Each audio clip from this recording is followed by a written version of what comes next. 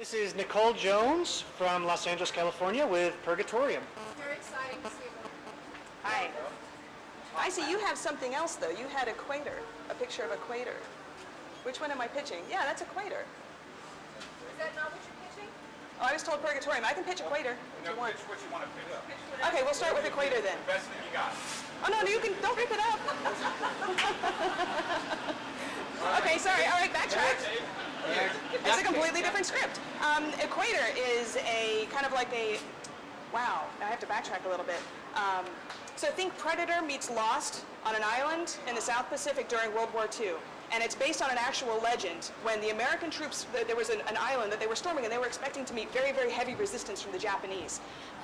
It was going to be comparable to D-Day. They were expecting 1 in 3 losses, but when they got there, there was nobody there. It's like something had gotten to the Japanese first. And in this case, it's that little critter that you're seeing there in front of you that was designed by Jeff Rebner, who's not here today, because I didn't know that that was the project I was pitching. That's all I have, I guess, because I wasn't prepared for this one. So if you have any questions. The other one, if you're more prepared for that. We're willing to ignore this, and you can pitch the other one. Well, Okay. yeah, we've got both. You have both, actually? Okay, so that's Equator. The story for the other. You have- So you can't pitch both, and we can eliminate this from our memory, and you can pitch the other one if you prefer. So go for it. The idea with Purgatorium, which is a completely different type of script, is kind of Terry Gilliam meets Sandman. So it's like this whole mythology about the afterlife and how the afterlife is actually a very, very badly run bureaucracy, and how, as a result of being a badly run bureaucracy, things slip through the cracks. And in this case, one of the things that slips through the cracks is a human soul is created by accident. Oops. So there's this guy on Earth who's not supposed to be here. His entire existence is an accident.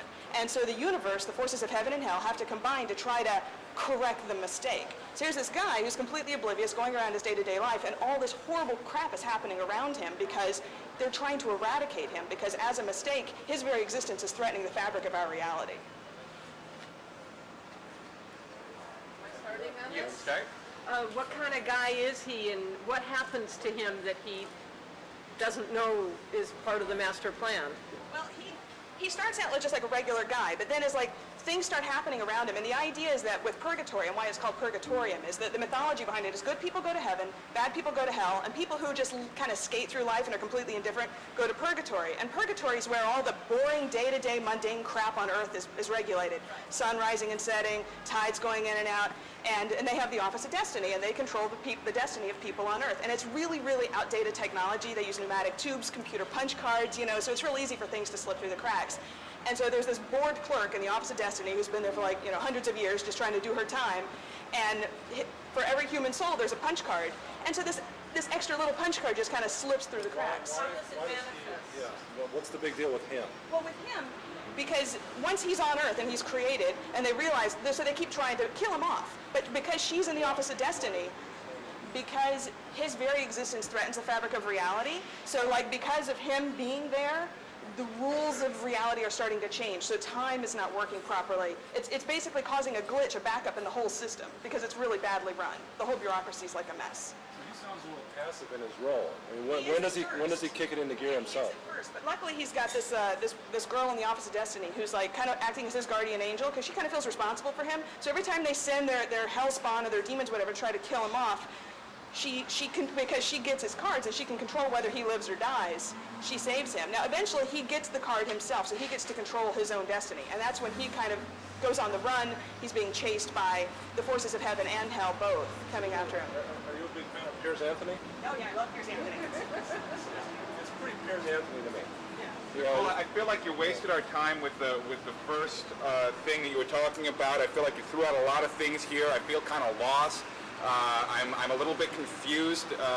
We've been in Purgatory, we've been lost, we've got Terry Gilliam, There's all these things running around in my head. I don't feel like I got a solid sense of this idea, and Well, you're going to hell, obviously. yeah, well, What percentage of the story takes place in this bureaucracy in Purgatory, and what takes place on Earth? I would say it's mostly on Earth, because you want to see how these activities are manifest.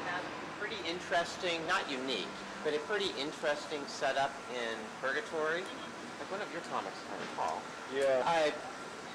But I don't think it works. There's too many leaps to understand. In comics, you can take a couple, but this is a couple too many. It's a completely different mythology, yeah, so there's a lot of backstory. Bit much. And it's a bit on a pale horse. Yeah, it's a little bit too much of that. I'm thinking Beetlejuice And Beetlejuice. with the So a Purgatorium. little derivative. Rethink it, because those ideas are not bad ideas. Yeah. They can be very entertaining, but you need to focus a little bit more. Figure out why he's important.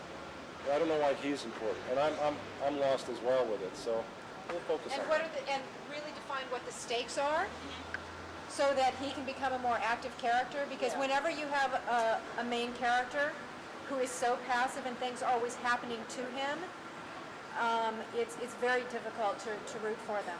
You lose your patience with it. Yeah. Okay. But thank you very much. Nicole. Thanks. Thank you.